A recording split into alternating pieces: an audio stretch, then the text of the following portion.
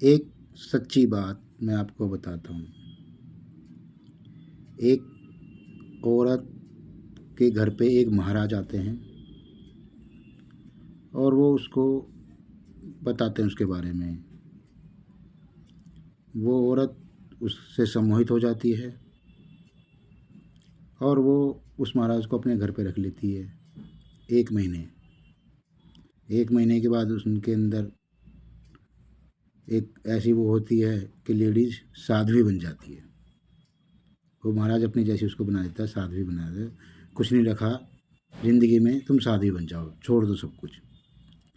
वो औरत उसकी बातों में आ जाती है और उस महाराज के साथ घर छोड़कर चली जाती है। हंसता खेलता परिवार बहुत बड़े, जिसमें वो राज करती थी जिस घर में, उस परिवार को छोड़कर वो उस महाराज के साथ चली जाती है साध्वी बनकर। 1 महीना, 2 महीना, 3 महीना, 4 महीने, 5 महीने, 6 महीने तक वो घर से बाहर रहती है कि मैंने दुनियादारी छोड़ दी है, अब मुझे किसी से कोई मतलब नहीं, अब मैं अपनी साधारण ज़िंदगी जीना चाहती हूँ।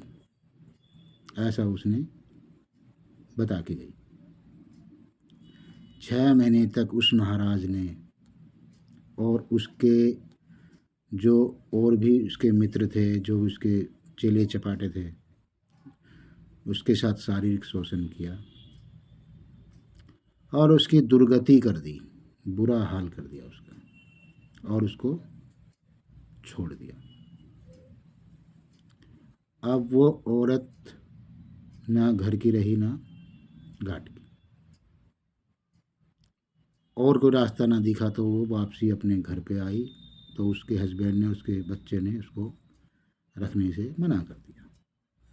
रोने लगी, गिड़गिड़ाने लगी, पैरों में पड़ गई। अपने बच्चे से जिस पे वो हुक्म चलाती थी, जो उसकी सारी बातें मानता था, अब वो नफ़रत भर गई उसके मन में। उसके हस्बैंड के मन में नफ़रत भर गई, उसके बच्चे के मन में नफ़रत भर गई। हाथ जोड़ने लगी कि मुझे रख लो। जैसे तैसे कॉलोनी वालों ने, समाज ने उसको समझा बुझा के फिर दोबारा से वो आ गई। लेकिन मेरे भाइयों, वो इज्जत, वो प्यार ना तो बच्चा दे पाएगा उसको, ना उसका हस्बैंड दे पाएगा।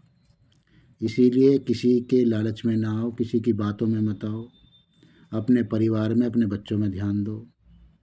ये बिल्कुल एक सच्ची बात है, ठीक है ना। मैं आपको बताऊंगा नहीं कहाँ से, लेकिन ये बिल्कुल हकीकत है। इसीलिए माताओं बहनों, सुधर जाओ, अपने बच्चों पर ध्यान दो। मेरा यही कहना है।